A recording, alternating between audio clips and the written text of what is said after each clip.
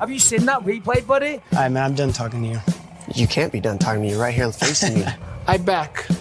Trust me, I back. Dana! 60 G's, baby!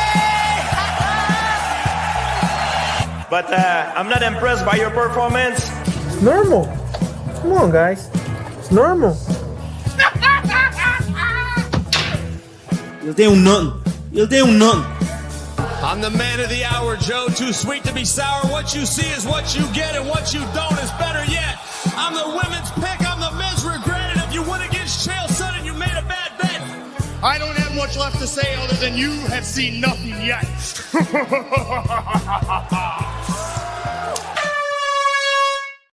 What is happening, Fight Week Show people, Fight Week Show fans? Then we are back with another episode of Dust Up Shakedown. And as always, I am joined by the boys from across the pond who are sweating off their absolute balls. Yeah, I mean, they're over there, their balls is hot. They can't even handle the heat. I don't even want to be thinking about that shit. Talking backstage before we came up here and to talk about how it is. No thank you from a little white guy from Scotland. I ain't into that, son. I'm going to stay over here where it rains a lot. You know what I mean? So let's just go around the panel. We have got S-Dogs, we have got Crossover, and we are joined by our brother from South Africa. He's stepping in for Yao. This brother never even turned up. He's late. He's probably going to be muted anyway, even if he did turn up. We got cracking, you know what I mean? So what's cracking, boys? S-Dog, let's start with you. Dude, we were just talking about it before we came on. I feel like I haven't seen the boys since last Wednesday with Adrian Sanchez. It's good to hop on with the boys. It's good to see Kraken on the show. Let's fucking go, son. Crossover, McDane. I am so happy that fights are back this weekend, but we got some badass news to talk about, boys. How the fuck have you been, young Crossover? Man, I've been good, man. You know, last weekend, got out to see Fury FC. Missed chopping it up with the boys, man. It feels good being back in here with y'all and looking forward to the show. Boom. And then let's come to the man with the head guard. You know what I mean? This brother's always protected, whether he's in the bedroom or he's on the streets. Doesn't go anywhere without that protection. You know what I'm saying? Kraken, how you doing, brother? I'm good, man. I'm good. I'm just freezing my balls off in this Joburg weather. Hey, man, I got the heater. I got the heater right here, man. So I always stay strapped, like I said.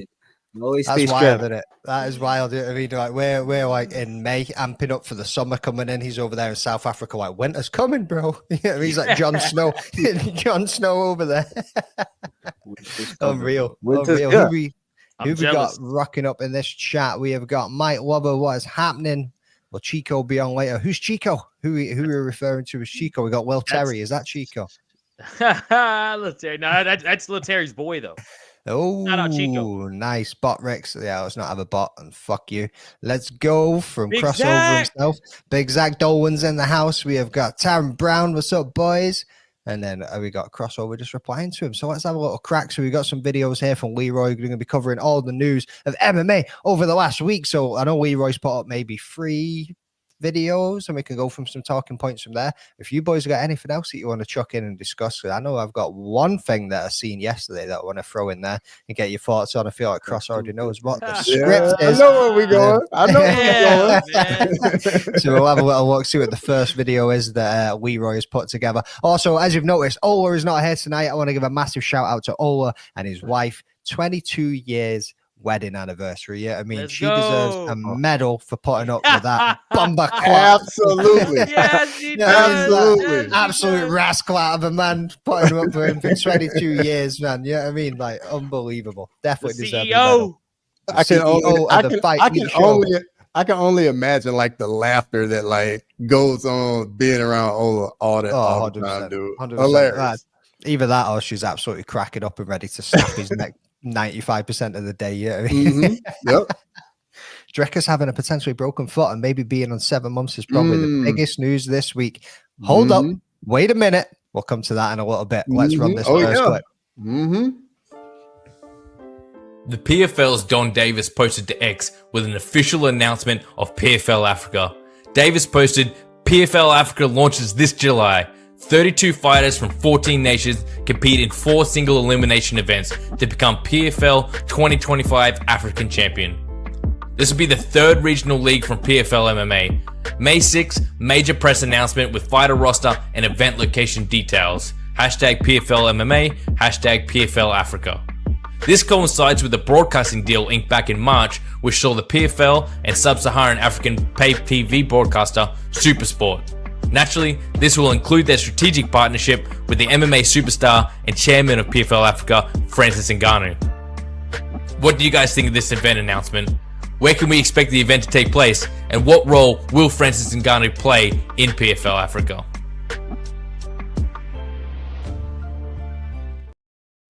So we got the PFL landing on the continent of Africa before the UFC even thinks about stepping foot over there. I'm going to come to my man on the ground on this one. Kraken, let's come to you first, brother.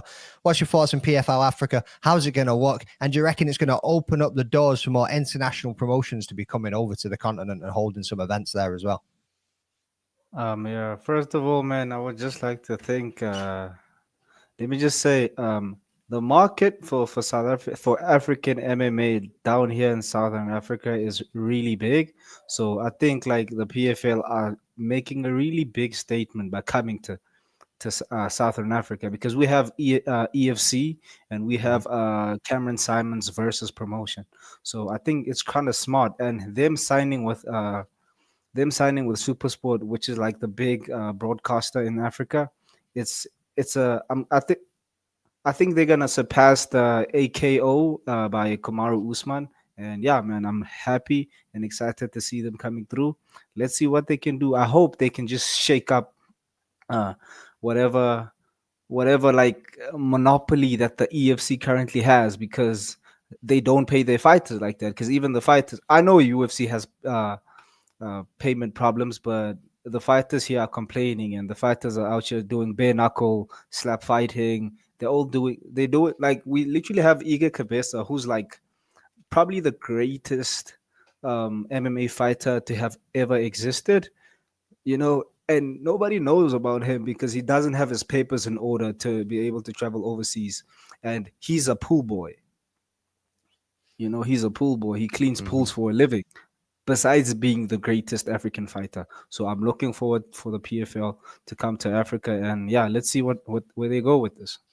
Yeah, I think that is definitely something that needs to be cracked. You know what I mean? You find a lot, there's no money in MMA, like worldwide. Like you can get to the UFC and you can start making, first contracts, you 10K, and that's how it goes from there. And then you work your way up. Not a lot of the fighters actually make it to the big bucks, the big contracts that we see some of them on. Like some of the veterans are going to be on quite a decent amount of money because they've been with the promotion for so long. It's like time served. You know what I mean? Your service gets you to a point where your contract's pretty decent. Obviously, depending on how well you do as well. But you find that a lot of the people that are on these 10Ks, they start off still having to work a job. You know what I mean? I know Terence Bollello, like he's still having to go and work. You know what I mean? Adrian Sanchez is having to put up backer buddy, you know what I mean, to try and help with the payment for his camps and whatever else it is needing, his medicals and all the rest of it. They're all got to pay for that all themselves. You know what I mean? So hopefully this does start bringing more eyes. And like you say, there is the monopoly a little bit from the EFC. And yes, there's more promotions internationally, but the UFC still hold that monopoly worldwide as well, which is crazy. There's just nobody making that reach. But I think for PFL to land there, see what they can actually invest into it, see what they can do with Africa, and with the backing of Francis Ngannou, who's a massive ambassador for it. Hopefully he's going to push for a good few things for the fighters, and they can see some more money coming from it. S-Dog, so let's come to you, bro. Where do you think Francis Ngannou is going to place in this headline event, or do you reckon he's just going to be a face for the promotion to push on that side of the world? I think him being a headline event for the first show in Africa would be insane. No matter who they put him up against, we would all watch it just because it's Francis Ngannou, and he's like the perfect guy to be the ambassador over there. I'm a bit sad though that they did it before the UFC. I'm not gonna lie to you, because I know the UFC, like with the PFL card, let's be real, boys, it's gonna be exciting. I'm super pumped for it because I know Africa, like my boy was just saying down there, the Kraken was saying, there's so many studs, boys, that we don't even know about. Like as I've gotten into EFC recently because of y'all, because of Yao, Ola, Adrian, Big Shot, all the boys over there, like I have really like respected these boys are out there scrapping. There's guys that we have no idea about that. As I've watched these EFC cards, I'm like, holy fucking shit. Like, imagine there's so much more talent out there we don't even know about. So the PFL going over there, it's not going to be maybe the greatest card, but it's going to be a fun ass experience. And I think the main thing they should do to bring it all together is have Francis headline that thing, son, and just let him go in there and absolutely murder somebody and have that crowd go insane. But he's going to be the perfect ambassador for it. Yeah, 100%. Cross, I'll come to you on this one. Do you think the PFL are going to take over a lot of the names that they've got already, or are they going to look at the like of Cameron Simon's promotion? Are they going to look at what Usman's been doing over there? Do you reckon even looking at the EFC and see who they can headhunt, who they can pick? Because I think if you want to get the local build on that and you want to really get the backing from the countrymen, there is bring in some of the local names. Oh, absolutely. I mean, I think this is a very smart move to get a little foothold on an entire continent before the UFC. Makes complete sense. Hopefully, just like I think it's really gonna matter. Like, just like my brother Kraken was saying, the broadcast partners over there in Africa, making sure like people over there are able to watch it, and then also make sure it's seen over here in the States. And you can put on events, because I mean, there's plenty of fighters over there. Like, I don't even think a lot of people would even really care about the quality so much as to know like this is something that they have to build up. But I love it. And then on top of it, maybe it'll motivate the UFC to finally go over there and hold an event. Yeah. Yeah, should definitely open up the market, especially with like the local authorities and whoever else needs to actually give it, like the commission, as they could call it. You know what I mean? So that's why, right, this is what we need to do to get you over. Is it Kraken? Is there any like talk on where it's being held? Is it a stadium? Is it like an arena? Like, where's it at? I just found out about the PFL like being official now. So, but like, hopefully they, I don't know.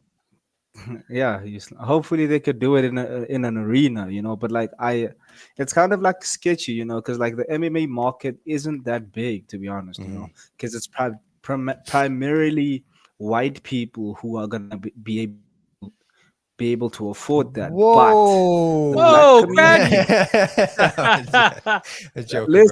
listen. No, it's all good.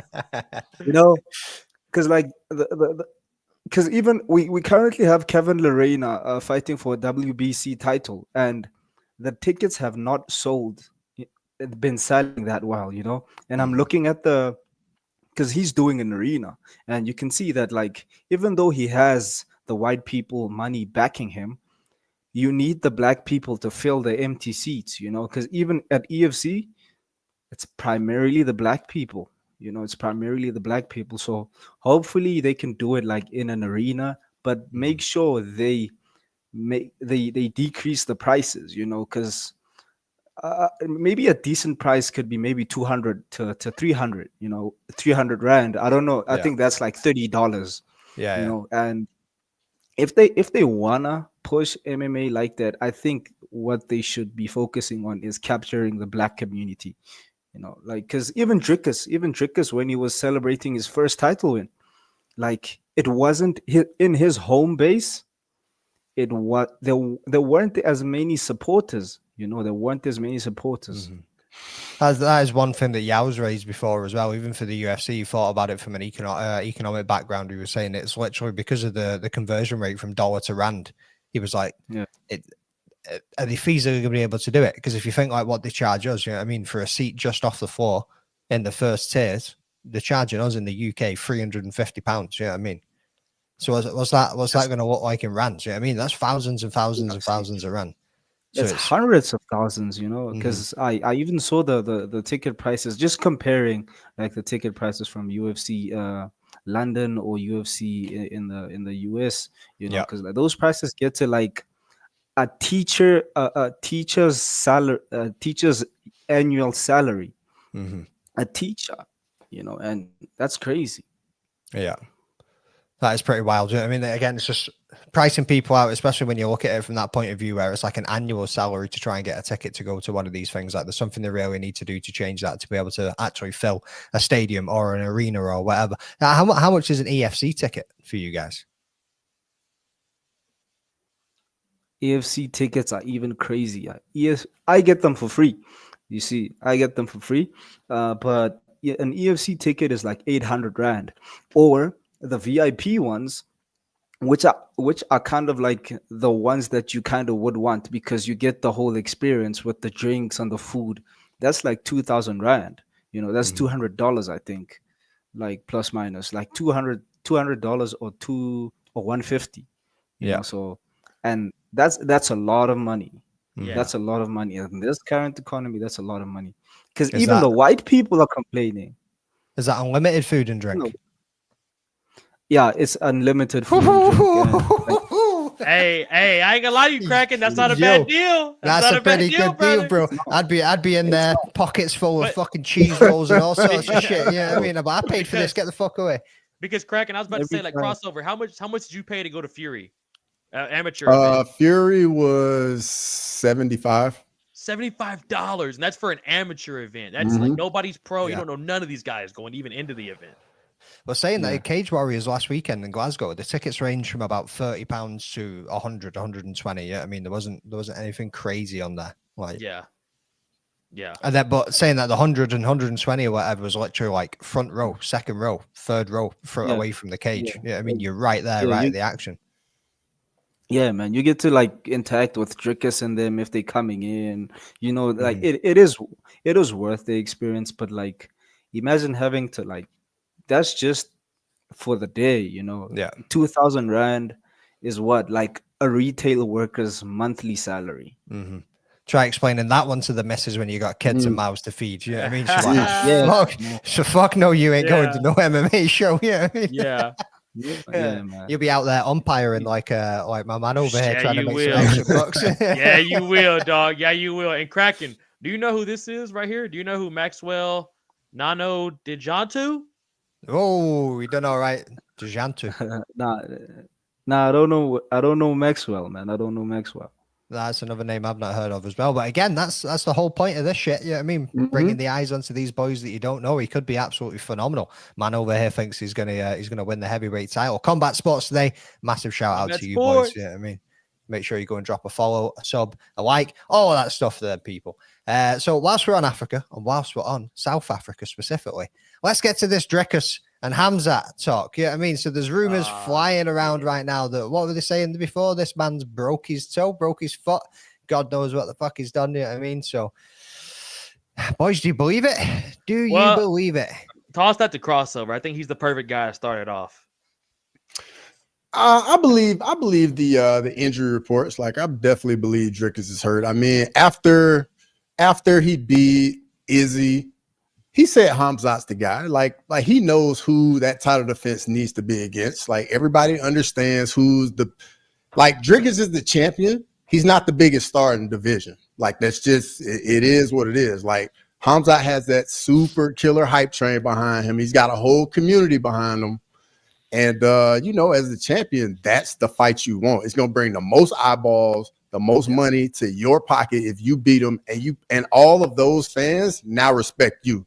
So I definitely know Drickus wants to fight. It's very unfortunate because it's my most looked to fight. Honestly, like I'm so ready to see Hamzat in a title fight.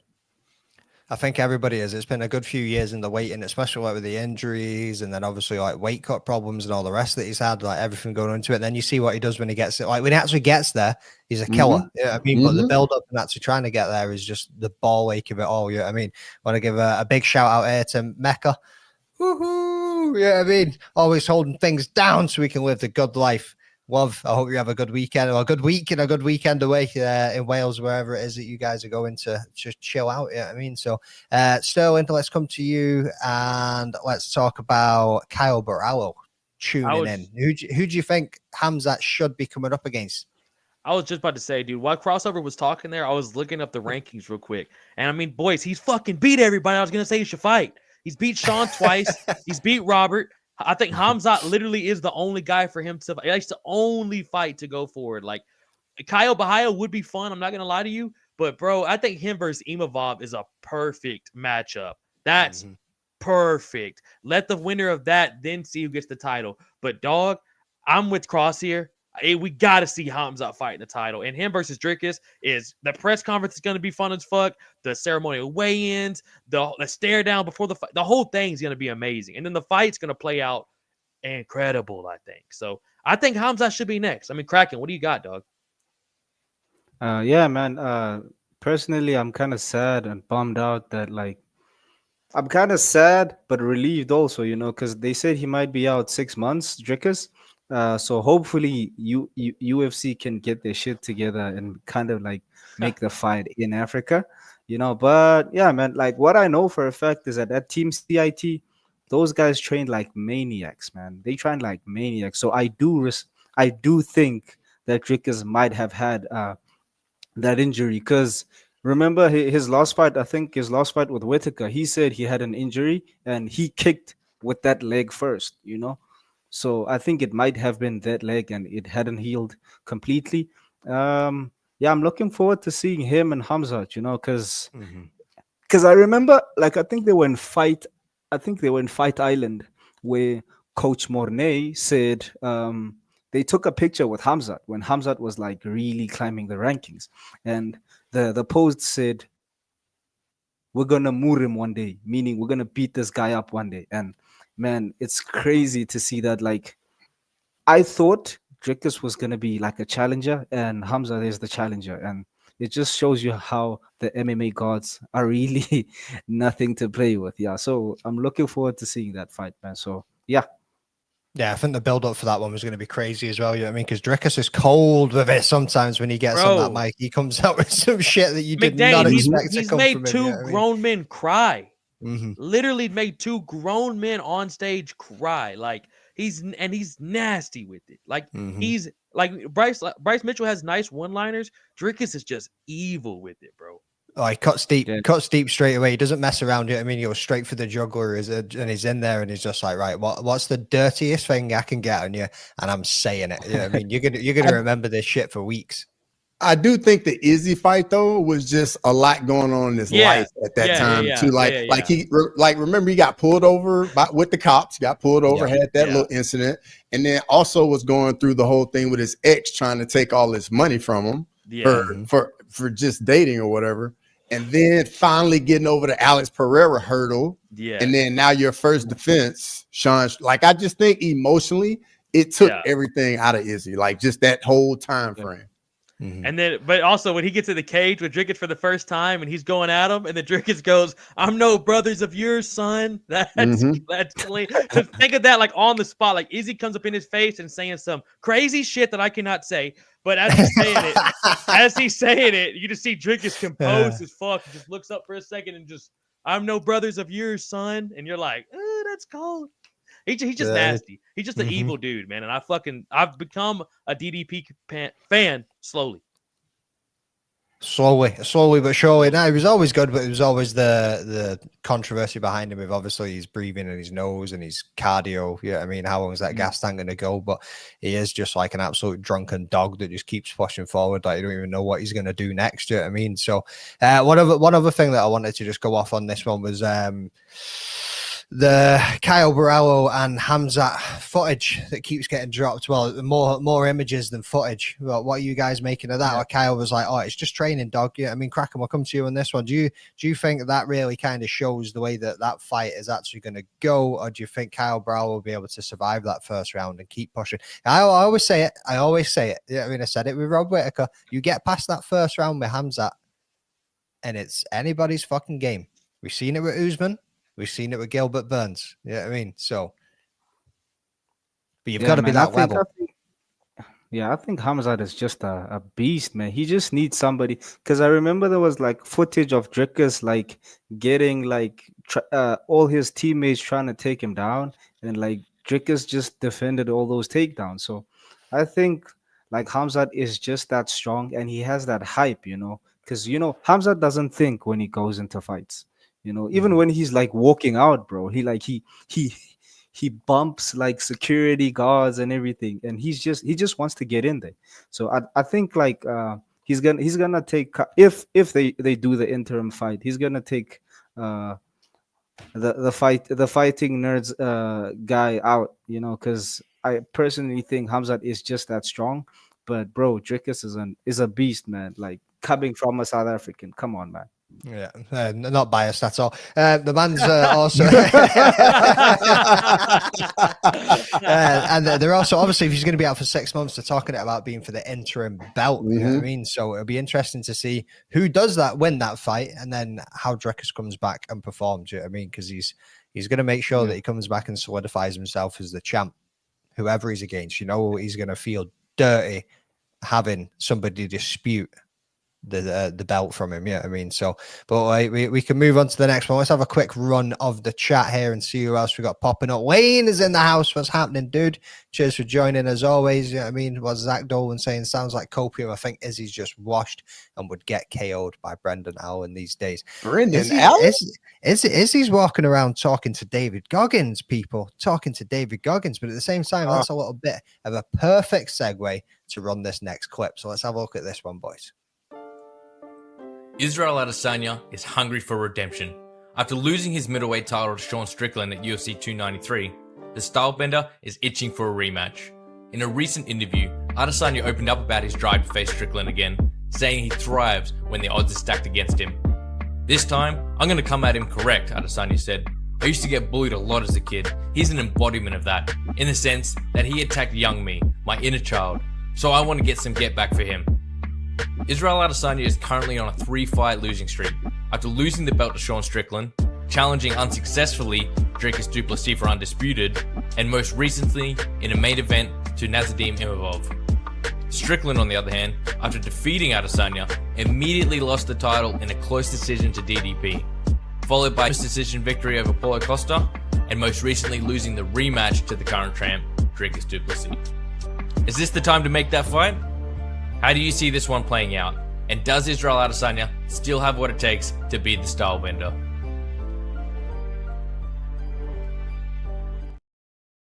So, Cross, we're going to come to you on this one, bro. Like, we've seen one man that wasn't doing too great and was on a bit of a skid, team up with David Goggins and try and get in there, change his mindset and come back. And Leroy's going to hate me for this one, but Tony Ferguson.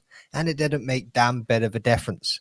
So do you think training with David Goggins, whatever he's doing, hanging out with his brother, is going to change anything for Izzy? Or, as my man said before, is he just washed? Is he done? Is it his time? You know what I mean? Father time, nobody can evade it.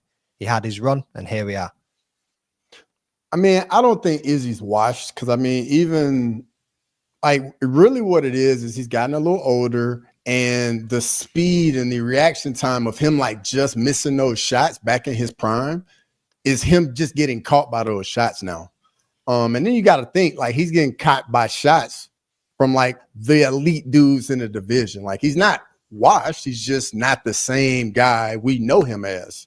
I definitely think a fight with Strickland, I don't think he has to worry about, I mean, getting finished. I mean, that's not what Strickland does, even though he clipped him in the first fight. But even then, I think it'll be, you can make a build up in the fight with it being a rematch and everybody seeing if the first fight like was a fluke. But I think it's a solid matchup, or Izzy's got to fight like some young up and coming guys, and I don't think that's what he wants to do.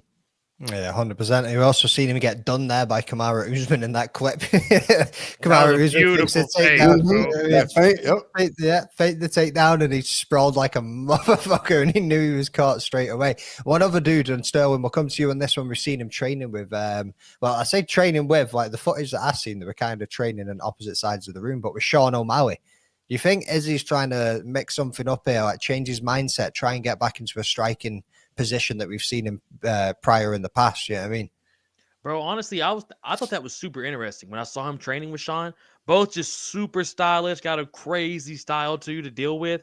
I think he's just trying to train with as much people as possible. I think he knows he only has 2 to 3 fights left in his career, so he's just trying to train. Like him training with Kamaru Usman is amazing. Sean O'Malley, amazing. Robert Whittaker was dope. Like, it's just cool, honestly, seeing these guys train with each other in general. But I'm not gonna lie to y'all. Y'all know I'm a Sean Strickland dude here. But if there's the most winnable fight for him is Sean Strickland. You know what I'm saying, dog? Like, if he wants to come back and not worry about getting head kicked, not worry about having to grapple, just go in there and have a fight, dude. I mean, boys, let's be honest. He underestimated the fuck out of Sean. That first fight, and that was crazy. Like, I was sitting on my couch, I could not believe it. Like, I said I was going for Sean kind of as a joke, kind of just, just to rep on my boy because I got to like with Bryce Mitchell, John Silva. I know going into that I'm not gonna have a good time, but I got to stand with my boy. So it was just surprising. Even stop it, don't do that, man. I was traumatized. I was traumatized, man. But yeah, boys, I'm not gonna lie to y'all. For me personally, I think the most winnable fight for him is Sean Strickland. I saw Anakin right here talking about Delete Say. I wouldn't mind that either, I guess, but. I mean, what do you boys see for him? I don't think he's washed either, Cross. I'm with Cross. I think the wash thing is crazy. I think he's still one of the baddest motherfuckers to do this shit.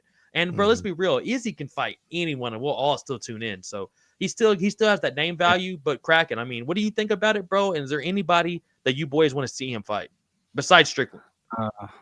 Yeah, man. I don't know. Maybe I want to see him with Paulo Costa. I don't know. That'd be a fun rematch.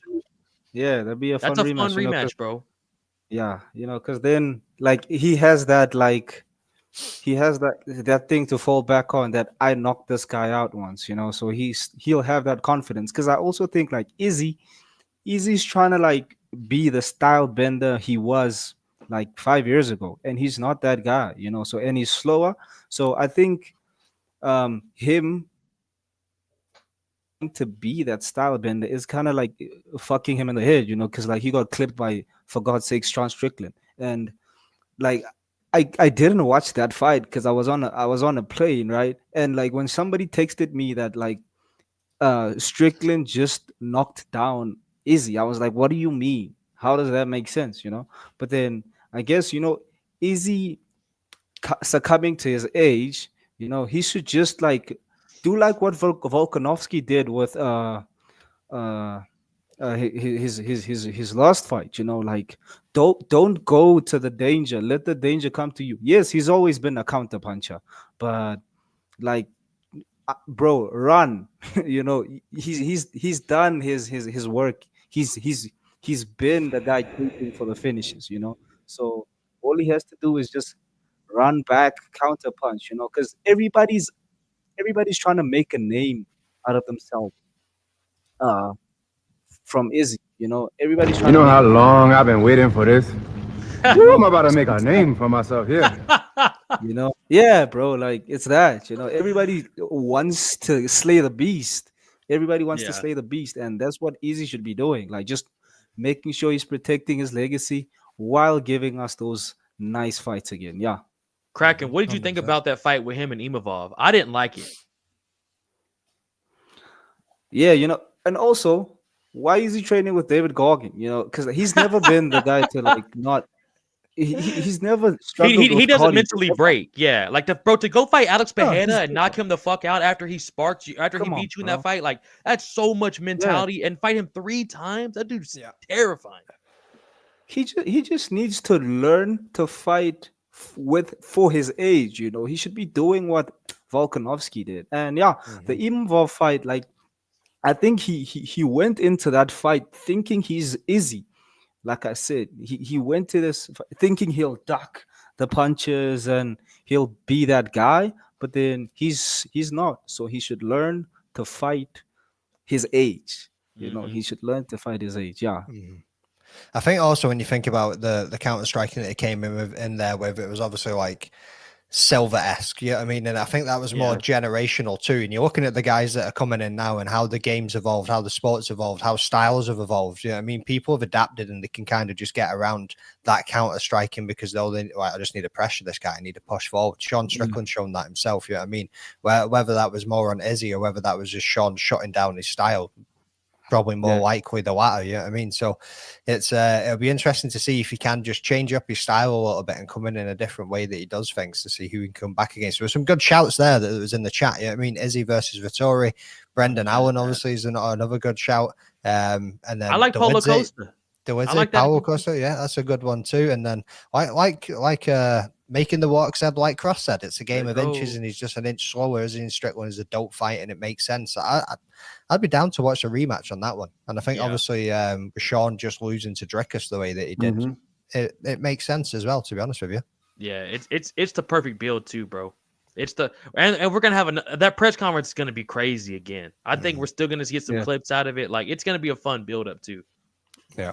Like what do you boys, Cross, we'll come to you first, mate, but like there seems to be so much happening in so many of these divisions now. I mean, like featherweight, you got Evloev's just left. Obviously, Volk's just won it. There's so much movement going on there now. Who's going to step up and fight Volk next? What does that look like? You've got my boy Arnold Allen's waiting to come back in on the sidelines. You've got everybody else moving towards it. You've got Movsar Evloev sitting there too. You then look at the lightweight division. You've got Evloev trying to go up against Islam. This is another point that I wanted to bring on and talk about too, but he's potentially going to be moving up to fight JDM if he wins against Bilal.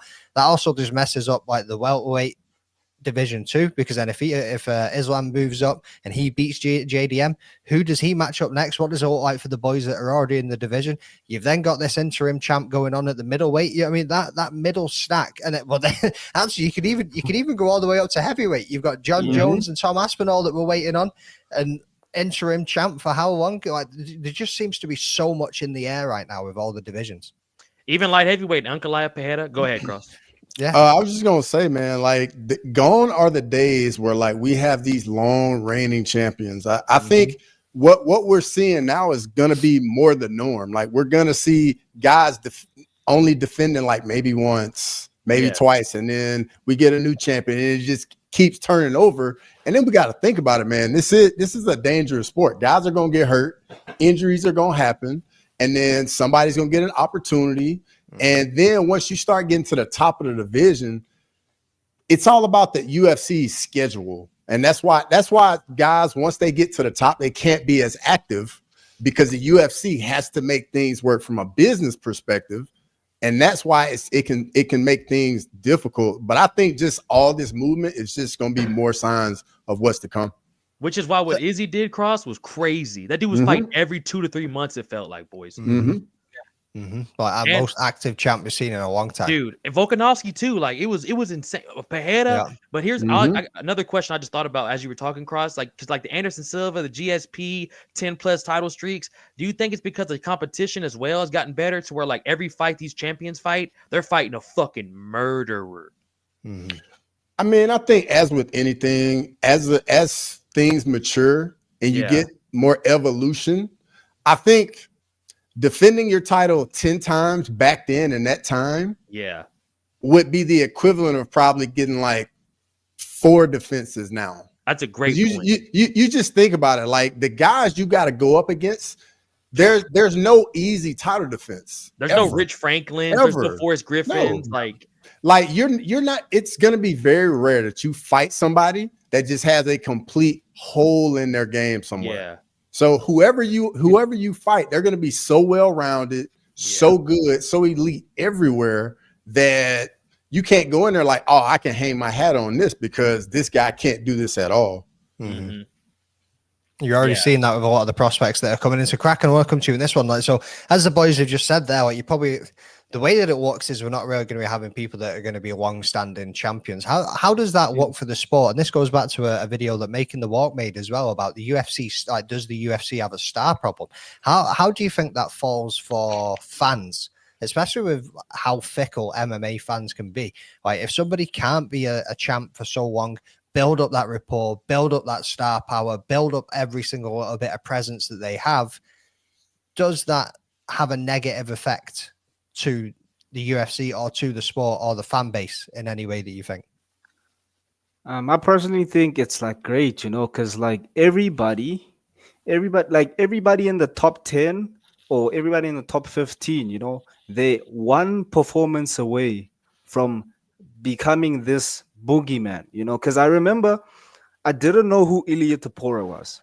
No, I didn't know who he was until he did what he did to Volkanovski, and I was like, who the fuck is this guy? Because then it was like a juggernaut, Yeah. It was like a juggernaut. Who the fuck is that guy?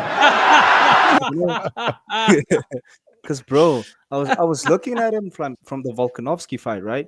Then he knocked him out, obviously. Then with the Max Holloway fight, after the performance he had at 300, bro, it broke my heart because I was like, he looked like a train, he looked like a train. And look at what Paddy's also doing. Paddy's also another beast, bro. Paddy's also a beast because he's just like a train, bro. He keeps just chugging along. Petty just keeps chugging along, bro. So everybody just has that. Cause like I think like all those back in the olden days, everybody would have to like have like a great title defense. You know, they like check for instance what Michael Bisping did. With the That's a good you point. see he broke out while he was winning a title, but now nobody needs to break out before winning a title. You could break out by winning like a top five, a top five, a top Mhm. five fight. You know, then I think it brings it gives us more stars because then now we know that. Take for instance, we have Islam, right? We have Paddy, we have Justin, we have Dustin. You know, like we have all these people, and everybody. It just gives somebody that one fight to break out. You know, that one fight outside the championship. Yeah. You know, I think that's the perfect like I think the UFC is just sleeping on what they have, or maybe they are the one that manufactured it. But like I think it's a great structure that we have currently. Yeah, it's And just bro, evolving. and you get guys like Bo Nichols and guys like Peyton Talabat and all these guys that have like See? Carlos Prates that like already Yeah. have insane hype. Don't do that to me. You know what I'm saying? You know what I'm saying, dog? You got cracking. You got guys like Daniel Zayhooter who aren't even in the top 10. I hate you guys. Is that who that? No, Kraken, you know what I'm saying, bro. It's the So Talabat. you get Peyton Talabats, you got the Hooters of the world who are like not The Bo Hooters? Nickel, who hasn't even fought nobody even in top 15, but like they have this crazy build have- to them already. So when they get top Yes. 10, we're already like, give them the title, and it's like, what the fuck? Yes. You see? But what- Yeah. The That's point that's the what point we that I have. was coming at is like you end up with your champ that loses one title fight and everybody forgets them. You know what I mean? Nobody wants to know them. All of a sudden it's remember the name. Like it's a wild way that people look at it sometimes. But obviously you mentioned Islam and things again there. So I just wanted to come back to him, boys. What do you think is happening with Islam right now? Like where is that going to go? Is Ilya like, because my man there, Mo just dropped in any news on 317, and that also links in with the Tom Aspinall and John Jones rumors that are kind of flying around too. So do we think like do we just need to wait until the JDM Bilal fight plays out to see what's happening there? I'm gonna say this. I think the number one benefitter from DDP getting injured is Ilya Taporia. Because now, hey, the UFC, they gotta put on something big for International Fight Week. It's only two options. There are only two big fights out there. That's John Jones, Aspinall, and that's Islam and Ilya. That's true. Like That's I think true. they just gonna say forget it, and like we just gotta make this happen because it's International Fight Week. It has to be a big event. Like we're gonna dole out the money to make the fight, and we all know it's only two big fights out there right now. Only two. Or maybe they could cancel O'Malley versus Marab and make Marab versus Pantoja. Hey. Well, there is also talks that Sean is injured too. Apparently, there was. Yeah, you saw that? Well, I saw a video of some guy on the beach on crutches, but you couldn't tell if it was Sean or not. Like the video I seen was blurry as shit. Like I was like, is that even Sean? Yeah, I mean, I don't know. Hey, Volk Islam trilogy? Don't do that to vote, Leroy. Just enjoy. Hey, just enjoy the championship right now, bro. Don't do that. He would take it too, though. He would definitely take it. Yeah, I mean, for sure. Now I gotta ask you guys something because I have a thought on this. So we've been hearing all the news about Islam doesn't want to fight Ilya because he's already fought. Everybody's gonna say he's got just wins over all these featherweights. I kind of see where he's coming from. What's in it for Islam if he goes out and beats Ilya? What does Islam get from? Everybody's like, he just beat another 45er that's moving up. Thank you, bro. So I totally get that. I totally get it. Unfortunately, the most exciting fight in the division is with Ilya. Unfortunately. Or Justin Gaethje. My rebuttal to that, and this is kind of backing Ilya up and every single one of them. You know what I mean? Like, yeah, Dustin Poirier, he was a featherweight, but he ain't been a featherweight in the longest motherfucking time. These guys aren't walking around at 145. They're all walking around heavier than that. They made 145 for one fucking day, son. They get on that scale, they hit 145, and then they're back up to 165 before they get anywhere near that octagon or plus. You know what I mean? You look at Islam. He's making 155. He's walking in there probably about 180, maybe more. You know what I mean? He's absolutely fucking huge. Like, I get what people are saying of, oh, he's only beat featherweight. No, like he's beat featherweight on paper. Let's go back to an Anthony Smith moment here. You know what I mean? On paper, for that split second that they hit that scale, they are a 145er. But actual fact, in reality, when they're walking around, they ain't 145ers, bro. Hey, also to McDane, not to interrupt you, but did y'all see when Topuria was on Joe Rogan and Joe Rogan was talking about how big Islam was? Topuria looked a little, that boy's voice got a little not as deep. That boy was like, "Oh, really? How big?" And Joe was like, "Have you seen Islam? He's fucking massive." And then Ilya was like, "Oh, how big is he?" And Joe was like, "At least 200 pounds." And Ilya's whole kind of he took a step back. He took a step back. And I think he tried to be cocky in a few moments. He tried to be cocky in a few moments and was like, "Yeah, but you know," like, and just try to reel it back a little bit. Like, I like to read. I read books. He's like, "Yeah, what kind of books?" He was like, "Books." Yeah. As soon as Islam beats Ilya, immediately devalues the title, defense, people will automatically jump on that. But he was a featherweight narrative. 100% people are going to do that. But like I say, that my thought process to that is like, you can jump on that all you want, but it's bullshit when you think about what they're actually walking around at. It's a good point. That's just the way that I see it. It's like calling Charles Oliveira 145. It's like, bro, that was ages ago. But we all know Islam's gonna wait to see if JDM beats Belal. 100%. Then he's gonna go up to 170 because him going up and winning at 170 is a way bigger thing on his legacy than beating Ilya Topuria. And crossover. You know, Belal's probably still thinking that he's not gonna fight him, and Islam's like, "Bitch, I'm gonna go in there and ragdoll you." Mm-hmm. Khabib doesn't want it though, so I think because Khabib doesn't want it, he'll be like, "Okay, all right, Dad, no worry, I'm not gonna do it." You know what I mean? I think Khabib posted a bull, like on his story or something on Instagram. Yeah, he did. Chicago Bulls. Yeah. Hey, so El Matador. I mean, bro. I mean, there's only 3 fights for Islam. You know what I'm saying? He's got no choice. He's got Belal, he's got Justin Gaethje, and he's got Ilya. So it's like that's the only 3 fights we all really want to see. Mm-hmm. Or, like we said, you got John Jones and Tom Aspinall sitting there pretty. Kale Sonnen came out and was talking shit, saying that he knows that the thing's already made, it's already signed. They're just waiting on announcing it or whatever. But how true is that? I don't know, because there was also a clip of Kale sitting on his YouTube channel saying that Cyril Gane and Tom Aspinall are signed for an interim belt. So it's like, oh, for real? Are they really going to make Tom sit and defend that belt for a second time? That's surprising. That's very surprising. Now a matchup I could see them doing for Javelin Almeida is Cyril Gane. Yeah. Mm-hmm. Like, I think that should be the #1 contender to fight the winner of John versus Tom. Yeah, 100%. Yeah. Tom then, yeah. No chance.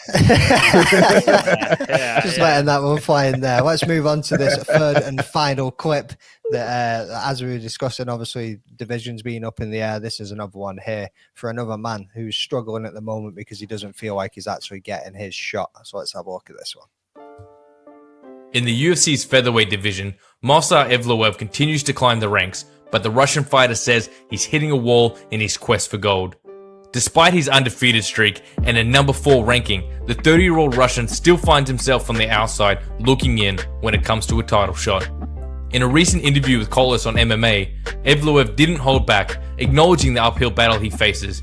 He said, quote, "As I understand it, the UFC is trying to keep me as far away from anything title related as possible. I was at UFC 314. After the fight, I had the opportunity to talk to the UFC. They did not want this. When the event was over, we were walking out through the hallway. Volk was there, standing not far from me, talking to the fans and staff. I wanted to go up to him and congratulate him, but the security guys didn't let me and took me to the opposite side. This shows who the UFC wants to see in the next title fight. Apparently, in their eyes, I am not worthy of the title yet. Give me the opportunity to prove that I am worthy. If 9 wins in the best organization in the world isn't enough, I'm ready to fight 9 more times." What do you guys think? Has Evloev done enough for a title shot? And if so, is the UFC holding him back from the opportunity? Leave your thoughts in the comments below, and don't be afraid to hit the like button whilst you're there.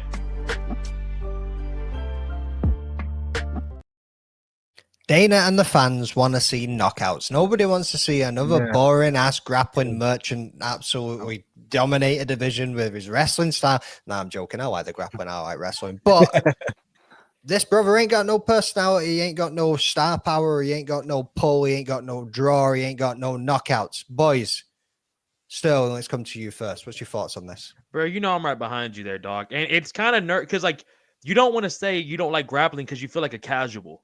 So you don't want to be like, oh, fucking grappling sucks because you feel like a casual. But god damn, man, this grappling sucks. Like, it's terrible. And like you said, bro, personality is trash. I know everyone from Dagestan is not Sean O'Malley. I know they're not taking selfies on the fucking mountains. But, like, fucking A, man. Like, Khabib sort of crossed over. He was dominant. But with his grappling, bro, he was trying to fucking put you out on the ground. These dudes are more just holding you there to get through the fight. So I think Dana's getting tired of these guys, like the Bilals, the Ankalaevs. The guys are just kind of just making it a bit slow now. So, and like you said too, McDane, he has no finishes. He has no fucking finishes. So it's like it's hard to even like hype him up to casuals, bro. Like a dude that's never seen the UFC and he comes out and fights. Like, what am I gonna say to get him really pumped up to watch Evloev? Like guys like us, we know he's dominant, so we fuck with it. And you kind of gotta at some point the rankings gotta mean something. So you can't just keep pushing them off and giving them fucking guys. But I mean, you boys tell me, bro. Like, are y'all really? If they announced fucking Volk versus Evloev next, is it really gonna get our dicks hard rather than like an Arnold Allen fight or Yair Rodriguez 2 or something like that? You know what I'm saying? So it's hard, bro. It's hard. If I could see Volk knock his ass out, that would get my dick hard. You know what I mean? I'd be buzzing with that. But at the same time, he could get mauled for 5 rounds, and it sucks. One thing I want to say in the personality, you can't tie them all with the same brush. Like, Islam is funny as fuck. Yes, like funny as fuck. You know what I mean? And then you also look at Marab. Let's go over to the Georgian Machine. You know what I mean? Like, that dude has got fucking personality pouring out of his ears. You know what I mean? Like, but they're the very few though. And they're exciting. Like, and you're going to tune in every time that you're going to see them. Like, this dude just doesn't seem to have anything. Kraken, what's your thoughts on Evloev? Does he deserve to go up for that title shot next? Yeah, man. I think the type of grapplers that Evloev is a star killer. You know, they're a star killer, just like Ankalaev. You know, they're a star killer. They're bad for business. You know, like, I think what he needs to do is do what Marab did. You know, like, find a way to be a hero in a you know, because everybody was like Dagestanis, like Umar, like he's gonna continue father's legacy. What you know? Then Marab came and he was showboating, you know, like we knew that he was like not like good with the mics and stuff, but like we just needed that. We need somebody to like take initiative, you know. Yes, he has a bird personality, but like, show us in the cage, man. Like, bring some style, you know, bring some style. Like, look at what O'Malley used to do, you know, showboating, you know, even though he was fighting cans, like, you know, like showboating, try to build yourself up, you know, because I think if he keeps on doing what he's doing, he'll be a gatekeeper, you know, because the UFC will make him fight like a number 8 guy who might be lucky enough to get like a KO and make a name for himself and take his position, you know, because I think that's the problem. Don't be a star killer, bro. Don't be a star killer. We need you 100%. To be a star. Cross. Guys, I'm going to be that guy. Oh, I know. Bro. Every fucking time. Bro, I know. He should have got the last title shot. He beat the guy fighting for the title. Like, the wins have to matter, people. Like, on the boys' debut, though. On Lopez's debut, and then you got to look at what he done after it. It's still a win. It's still a win. It's got to matter for something. If it's not going to matter, then none of it at all matters.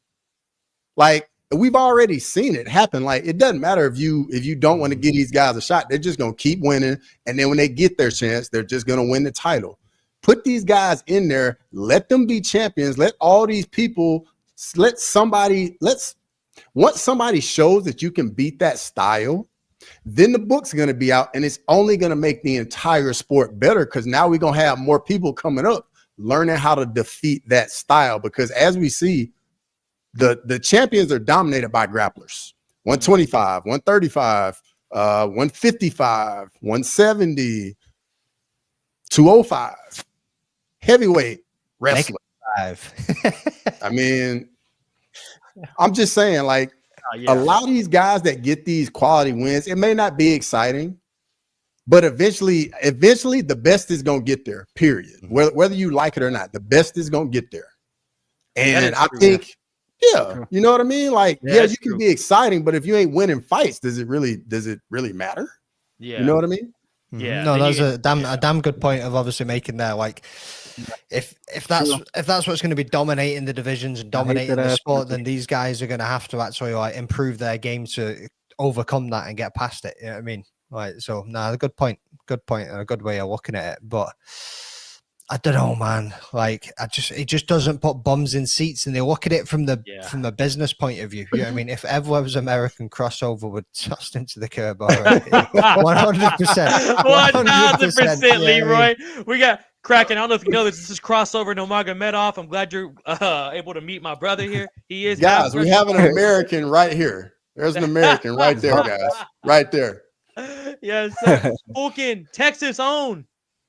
Scotland, Texas disowned. If a fighter is boring, he has to have a gimmick. It's the only way. 100% kind of agree with that as well. Let Ali Abdelaziz just run his Twitter, man. He'll get a personality overnight. Fuck, he runs too many Twitter accounts at this point, boys. You know what I mean? It's unbelievable.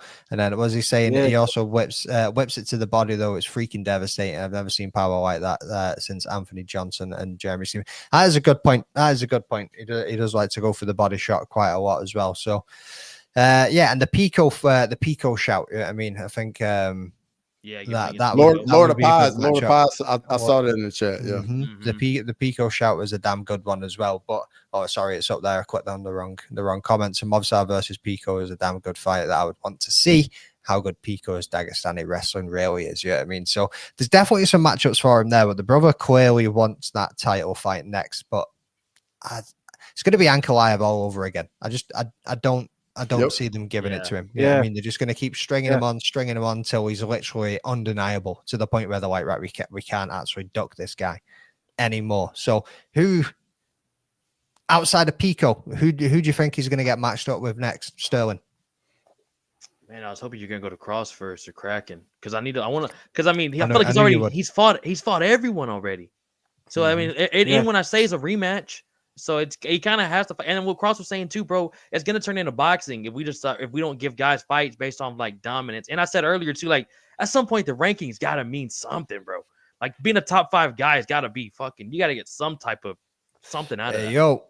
But I like that, bro. He's got to get a top 5 win first. Yeah. One top 5 win, and you can throw him in a title fight. Arnold Allen, perfect. You're always trying to throw my boy in there, bro. What are you all about? You know what I mean? Come on, no, because we know he's worthy. We know he's worthy. Yeah, you know what I mean? He's worthy, but I think Arnie's got a bit more fight IQ. Probably does him. Not biased though. Well, hey, I was about to say not biased at all. Not biased at all. You know what I mean? Man over here rocking the almighty merch. By the way, people. There's a sale on at the store just now, so go and get yourself some Almighty merch. Shout out Almighty. But bro, it would just be an interesting fight. Besides that, it's just the only fight I can see is the champ. Unless you boys got something else for him. I mean, that's the only 2 fights that like everything else is a rematch, and he's dominated everybody he's fought. Yeah, I think make him fight Lopez again. Boom. I was just about to say Lopez that. has that star power. Just about to say give him a full camp now. Power. Hey, yeah, it's a good point, Crack. And he showed us he belongs there too. That fight against Volk was, I mean, he held his own, bro. That was badass. Yeah. Lopez was a champ, bro. Lopez was a champ, and Volkanovski just made sure he fought his age. He didn't go slugging with the kids. You know, fight your age, win the title. He has the money. He has everything. All he just has to do now is just protect his legacy. That was what Volkanovski was doing. You know, he was fighting like he was the champ. So I think, let him fight Lopez, and let's see how that fight turns out. And maybe, hopefully, listen, Cross, come on, man, just give me a chance. Okay? Let's go, Kraken. Let's go. Give me a chance. Come on, give me a chance. Cross has only got one man on his mind. Yeah, bro. Did we already know who Diego Lopez is gonna fight? He's fighting Yair Rodriguez. Like that presser has already been made, bro. Like, what are we talking about? That's the fight that's happening. Damn, like it's already built. give your guy a fair shot. You know, like let him get the star power from. You know, That's a good point. maybe we can have the Rodriguez fight if Lopez wins, or if he loses, we can have that. But like, I'm trying to set your guy up for like That's a a good really good. point. You know, I'm If, trying if, to set if, I'm, him if, I'm, up. if I'm honest, I think Movsar is a terrible, terrible stylistic matchup for Rodriguez. He's not going to give him the space to pull off the little fancy flicks that he does. You know what I mean? He's really not. He's just going to push forward. He's going to pressure him. He's going to take him down, and he's going to make it one dirty fight for 3-5 rounds, whatever they're doing. See, Yeah, this that's right a good here. point. That's a good point, Jax. Bro, Jax is over here cooking with hot grease. Dog, that is a great point. If we lose Shame that the fight, man's that's still in the gonna basement. suck. Yeah, I mean, speaking of which, I can't wait to get back to that scoreboard this weekend, boys. I've missed the banter in the chat. Yeah, I mean, the shit is getting flung left, right, and center. I've missed it. It's only been a week, but we'll be getting back to it. So before we wrap this up, boys, that has just us hit an hour there. We got any other points that have happened this week that you boys can think of that you want to chuck in and just have a little chat about? Hey man, anybody who's like near the UFC fight this weekend, please tell Cameron Summerton to unblock me, man. Why did you get blocked? Why did you get blocked? I don't know, bro. Because I'm like, maybe I was spamming him like MMA content or something, and he blocked me. Because then I'm like, bro, come on. He doesn't even look at me when we're like. Because I remember I was at the airport for the Drickus homecoming thing, and he didn't even look at me. Because I was like, bro, I want a handshake. Just give me a. But like, you know, I think ever since he blocked me, he's never won a fight. So yeah, I'm reaching out to him right now. Brother, I think the guy that can get you in touch with that is Yao. I think we can get you in touch with kick him in the head, and we can get y'all in touch. Mm-hmm. Or even Ola. Yeah, I mean, Ola's had him on the show. Ola's Ola's the CEO of the Fight Week show too. Mm-hmm. Yeah, we could do that. You know, yeah, let's do that. Like have a young therapy session. Like with one of the guys, like mediating it. You know, you just got to reach out, bro. You got to reach out. Yeah, I mean Leroy's got his number. We can rekindle our relationship, me and him. I had Sadiq Yusuf block me on Twitter, and I never even noticed, like, because I enjoy seeing his tweets and shit, and I never said anything bad about him at all. And I went to go, I was like, I've not seen this brother post in a while. Like, I was trying to go on his Twitter page. I was like, damn, he blocked me. I was like, what did I do? So then I went to, I was just like, yo, somebody tag Sadiq and ask him what the fuck I did and get this brother to unlock me. Eventually, he unlocked me. And he was like, you must have just got caught in the crosshairs. Like, he must have read something and was just like, fuck that guy, and just fucking blocked me or something. He was like, sorry, you got caught in the crossfire. Like, I was like, cool. And then he sent me a shit ton of merch, a UFC bag fucking full of rash guards and all sorts of shit. I got some Venom gloves and fucking everything off this dude. Like, I'll send you my address, McCain. Yeah. I'll just send some of it back over to the States. You know how much import tax I had to pay on that shit because his brother put how much this stuff was worth? I was like, nah, bro, you say it's a gift. Yeah, I mean, you say it's a gift and the value is $30. So that way I don't need to pay nothing. Yeah, I mean, I had to pay some stupid money to get that shit. But anyway, anything else, boys? Got else you want to throw in there? I can't think any of the stories on the top of my head, man. I think we've covered most of them. I think we've covered. Yeah, just looking forward to UFC Kansas City now. Thank God we're back, dude. Anthony Smith's last fight, retirement fight. This is it. It's a bit of a wild retirement fight, though, boys. I thought it would have been a bit more of a legacy name, if I'm honest with you. Like Volkan Oezdemir, that would have been a fun ass retirement. He can't fight up. Come on, I know he can't, but at the same time, like you always got to be so. How many fights in a row is Anthony Smith man, he's a legend, brother. Tony lost 12 in a row, and we let him keep fighting. Come on, son. Like Anthony Smith is like the Holland of that division. You know what I mean? He's just so active. He just takes fights for the sake of taking fights. You know what I mean? Cross, I know he's American, so he's not your favorite guy, but you got to give it to him, okay? I know you're going against the Chinaman in this, but you got to show some respect on paper, brother. I haven't heard the word basement in a week and a half, and I'm sure that's going to change soon. We've already heard it. We've already heard it about 5 times tonight, so we're already 2 days out. You know what I mean? Mm-hmm. So bro, I think Zhang is going to do some bad things to Anthony Smith this weekend, boys. Oh no, don't get me wrong. Don't get me wrong, dog. I don't got Smith winning this fight, but it's going to be Bryce Mitchell, John Silva. I'm going to pick him. I'm gonna pick just for America. Just for America, dog. Jack saying, I feel like Smith should just shadow box for a round, and then we let him sit down. He might even lose that. It's Member gonna be, up pre-orders. Let's go.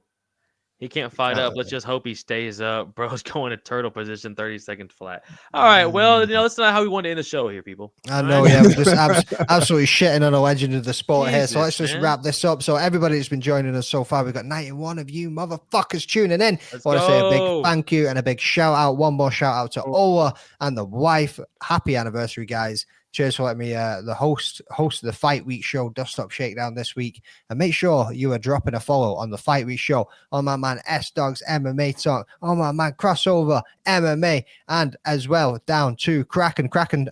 I'm sorry, brother. Shout your shit out. I want to say hats off for donning that entire fucking outfit for the entire hour, bro.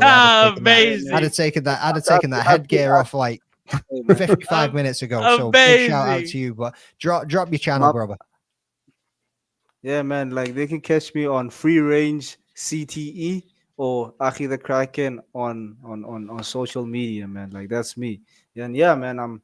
Thanks for having me, man. And I think y'all just gave me a gimmick. I'm a be in all the fights with this thing on. I know it's hot. Let's go. Just like Derek Lewis's balls is hot, man. My ears is hot right now. I bet you turned that heater off as well, didn't you? You're like, damn, it ain't so cold in here anymore. You know what I mean? Still on. It's still on. It's still on. My man's killing it. So make sure you drop all of these boys a subscription. Make sure you drop them a follow. Make sure you're dropping likes on all of the videos and check out the content that they're pushing out weekly. My man's always pushing out some kind of interview left, right, and center. You know what I mean? We got the John Anik of Texas over here. We've got cross dropping fucking all of the breakdowns, all of the recap videos, absolutely everything. I want to see you do some interviews, brother. That's what I want to see from you. And obviously, cross-examination. Last but not least, follow your boy, people. I'm on my way to 1,000 subscribers. Got 943 in the bank so far. Just dropped a video if you've not watched it already on the UFC's next move. Actually, that was another point of news that I've seen today is Netflix aren't looking too keen on joining the UFC in a broadcast deal. But go and check out that video, have a little look and see who you think might be popping up on that one. I'm also working on one right now that is to do with the UFC and Meta making a partnership and what that could look like for the fan experience going forward. So drop a follow on the channel and check those videos out. Anyway, let's wrap this up. We're going to have the prediction show on Friday. As always, you know what I mean? Again, always aren't going to be there, but join me, the boys, you know what I mean? Yao will be there. S-Dogs might join us, even though he's not in the competition. He likes to join us every now and again. Crossover will be there.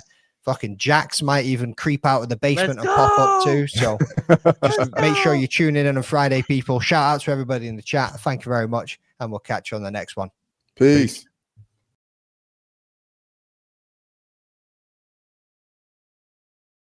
Hey guys, this is John Anik from the UFC. You're watching the Fight Week show. Please subscribe. Not now, but right now. Subscribe to the Fight Week show. We'll see you guys on the road soon.